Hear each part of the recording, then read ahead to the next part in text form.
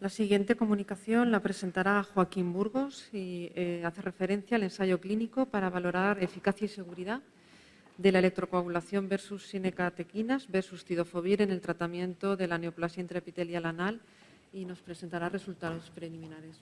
Cuando quieras.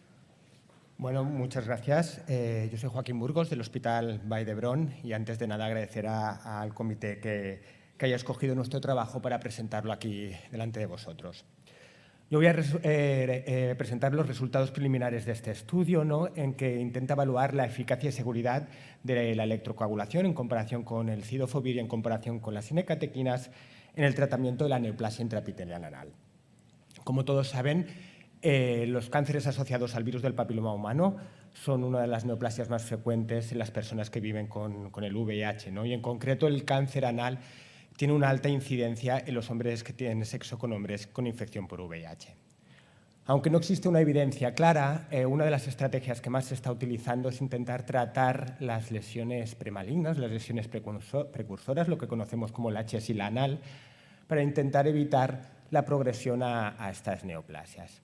Y aquí, aunque tenemos poca evidencia, la verdad tenemos diferentes tratamientos tópicos y tratamientos ablativos. Y la mayoría de las clínicas acaban optando por estos tratamientos ablativos. En gran parte porque hay pocos datos, pero tenemos un estudio de hace más de 10 años que nos mostraba que la electrocoagulación mostraba mayor eficacia que otros tratamientos tópicos, como eran el imiquimod y el 5-fluoracilo, para tratar estas lesiones.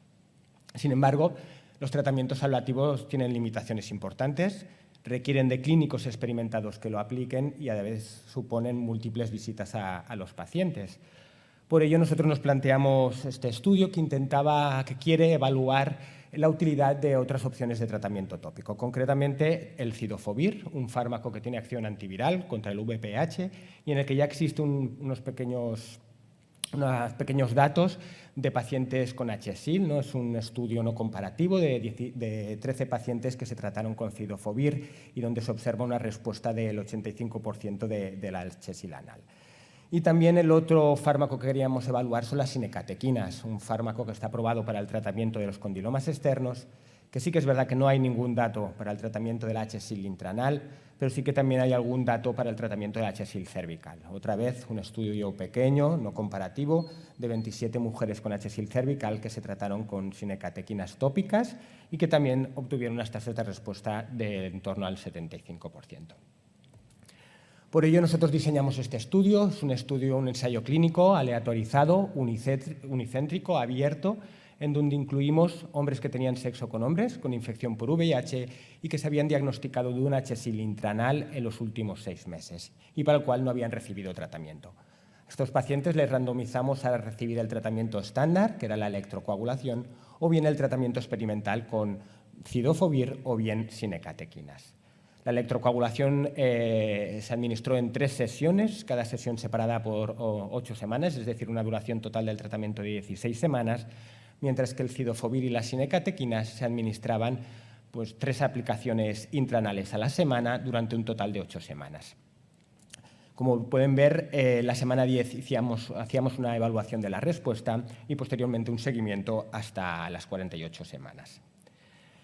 El tamaño muestral que calculamos para el estudio fue de 105 pacientes y el objetivo principal era demostrar la no inferioridad de los tratamientos experimentales con respecto a la electrocoagulación, ¿no? La variable principal a estudio era la proporción de pacientes que respondían al tratamiento.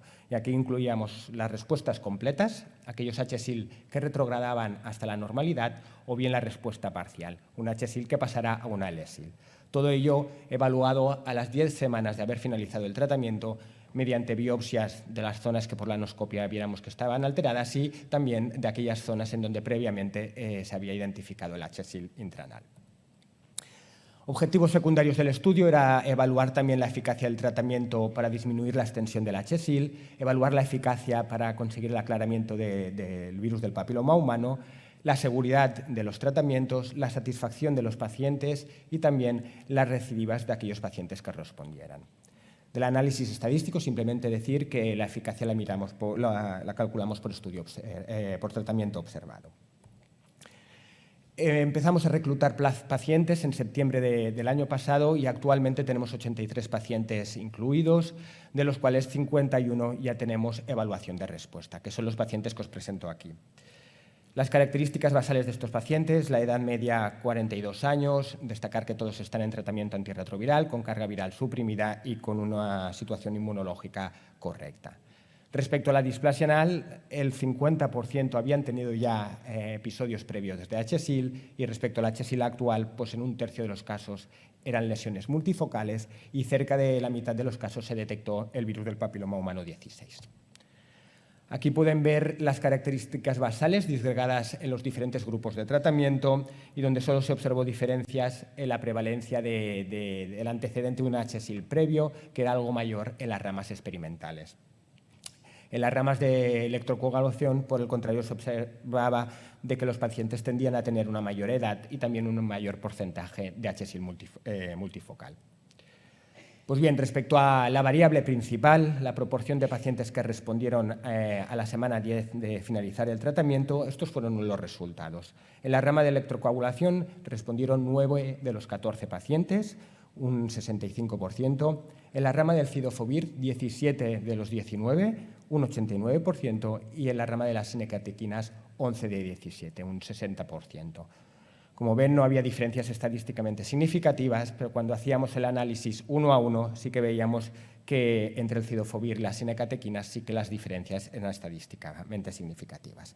Abajo pueden ver disgregado pues, las tasas de respuesta completa o parcial por cada rama, ¿no? Respecto a la respuesta completa, se observó en un 30% en la rama de electrocoagulación, un 26% en la rama de cidofovir y un 6% en la rama de sinecatequinas.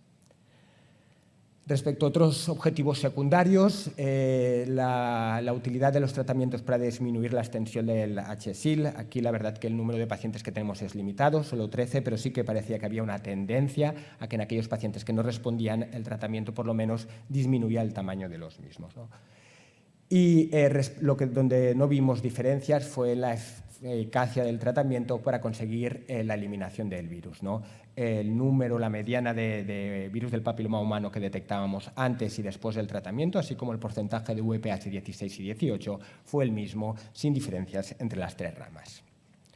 Respecto a los efectos adversos, estos fueron frecuentes. Fíjense que el 86% de los pacientes tratados con electrocoagulación reportaron algún efecto adverso, un 74% en la rama de cidofovir y un 40% en la rama de sinecatequinas. Aún así, hay que destacar que la inmensa mayoría de estos efectos adversos eran leves y a nivel local. Tan solo tuvimos un efecto adverso grave, que fue un paciente que tuvo una pancreatitis biliar y que no estaba relacionado con la medicación. De hecho, no hubo ningún paciente que tuvo que discontinuar el tratamiento por los efectos adversos.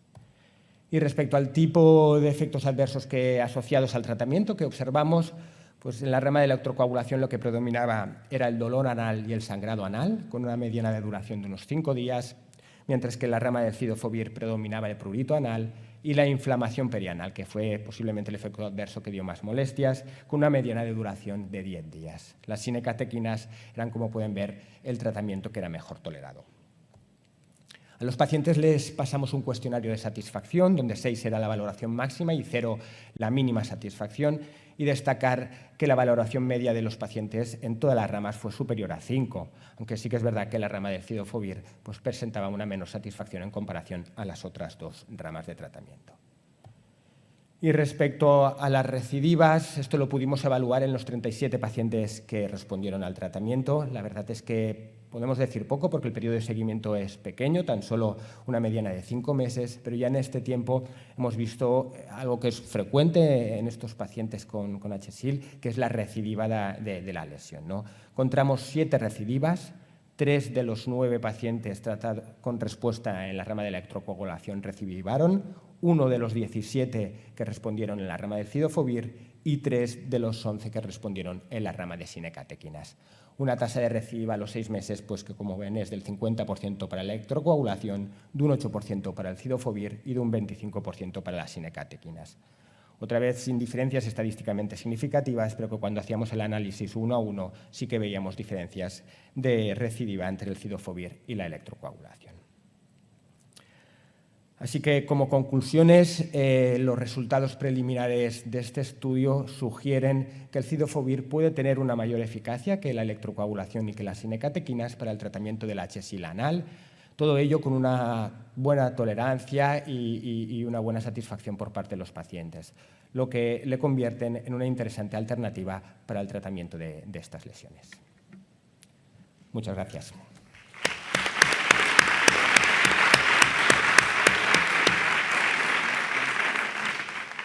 Muchas gracias, Joaquín. Una presentación muy interesante. ¿Alguna pregunta? Yo quisiera... Kim. Perdón. Esteban, perdona. No, Esteban, sí. adelante, Pep. No, muy rápido. En tu primera o segunda diapositiva has comentado que el HSIL todavía no está claro si hay un estudio, el ANCHOR lo conoces. Tenemos el estudio ANCHOR que se ha parado y hay una nota de prensa que nos dice que es porque ha demostrado la eficacia, solo que como no tenemos aún datos científicos no he querido decir nada más. Entonces, pero estamos esperando los resultados de este estudio. Un estudio muy amplio, Muy difícilmente superable, Sí. Yo creo que está claro. Como había la nota de prensa, Y una pregunta muy rápida, de las 3 opciones que tú has trabajado, ¿con cuál te quedarías? Bueno, la verdad es que yo creo que un aspecto muy importante que tenemos que ver y que aún tenemos pocos datos es las recidivas. Estos pacientes, el problema es las recidivas, que es continua. El cidofovir parece que muestra mayor eficacia, pero sobre todo tiene una menor recidiva. Esto sí que es verdad que parece que se tolera peor que las otras opciones, pero yo creo que estas dos opciones, el hecho de que tenga una mayor eficacia y si se muestra una menor tasa de recidiva, yo creo que haría que fuese una alternativa, bueno, un tratamiento muy interesante. Muchas gracias, excelente estudio. Esteban. Enhorabuena también, pregunta muy rápida. Este análisis que probablemente era planeado, perdona, no lo entendí bien, ¿hace modificar algo o estaba prediseñado el que si había algún tipo de resultado se pudiera modificar el ensayo, se pudiera suprimir alguna rama o no? De hecho, había un análisis interino cuando llegáramos al 50% de reclutamiento y había unos criterios de parada si en alguna de las ramas demostraba la no inferioridad. En este caso no se han cumplido estos criterios y en principio no hay limitación para seguir con las diferentes ramas. Vale, gracias y enhorabuena. Ante todo, felicitarte porque me parece un estudio muy interesante que da un giro un poco al enfoque del HSIL, ¿no?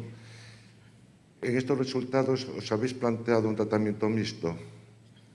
Electroablación y después derivados del té, por ejemplo.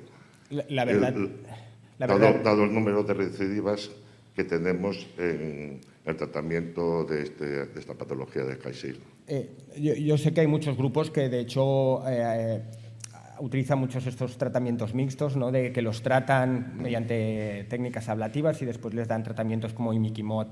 La verdad es que no era el objetivo del estudio. Yo creo que, claro, la utilidad del cidofovir y de las sinecatequinas es que puede ser que por este efecto antiviral y antineoplásico consigan eliminar aquellas zonas que con los tratamientos ablativos pues no las eliminamos porque no las vemos o porque aún son incipientes, ¿no? Bueno, yo creo que es importante ver los datos de recidiva, ¿no? Y por último, ¿qué explicación le das que no hay variación en la presencia de la infección por papilomavirus? La verdad es que esperábamos esto. No hemos encontrado diferencias, la verdad que no sé explicarlo el porqué. Pues enhorabuena, la verdad. Muchas gracias. Micrófono 2 tiene una pregunta. Estáis siempre para ahí. Bueno, felicidades, Joaquín. Una pregunta. El grupo de electrocoagulación tenía bastante más recidiva, pero también tenía casi el doble de papiloma 16. Quizá estaba penalizado, ¿no? Porque en el estudio SPANC, por ejemplo, la gente que tenía papiloma 16, ¿no? Donde miraron la historia natural, tenía mucho menos posibilidad de aclaramiento que los que no tenían el papiloma 16. Sí, todo esto después será interesante intentar hacer un análisis multivariado por todos estos factores. Lo intentamos hacer con los datos que teníamos, pero claro, son al final 51 pacientes, la N es tan limitada que ese análisis, que yo creo que es muy importante, porque aunque es un estudio aleatorizado, observamos que había ciertas diferencias, pues nos puede responder a esto. No lo tenemos aún los datos estos. Buenos días, soy César Sotomayor del Hospital Virgen del Rocío.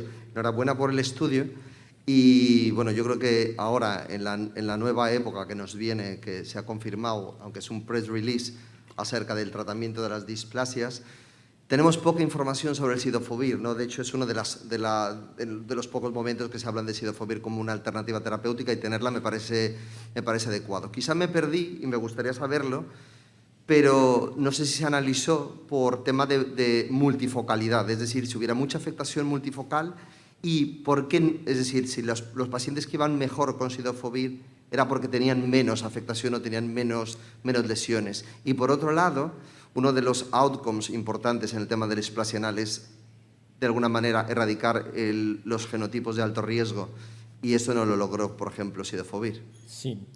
Con respecto a lo primero que has comentado, sí que hay que destacar que la prevalencia de HSIL multifocal fue mayor en la rama de la electrocoagulación con los pacientes que tenemos. Y esto es un factor que puede explicar pues, mayor tasa de recidivas, por ejemplo, o una menor respuesta. Repito, yo creo que todos estos factores serán interesantes analizarlos cuando lleguemos a la N del estudio. Ahora intentamos hacer un análisis multivariante por estos factores, pero la N era tan pequeña que no podíamos hacerlo.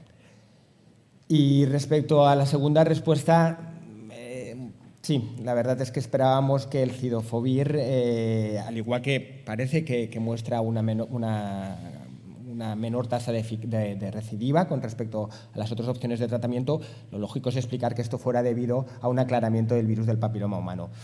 La verdad es que no tenemos explicación al respecto. Genial, muchas gracias. Muchas gracias. Muchas gracias.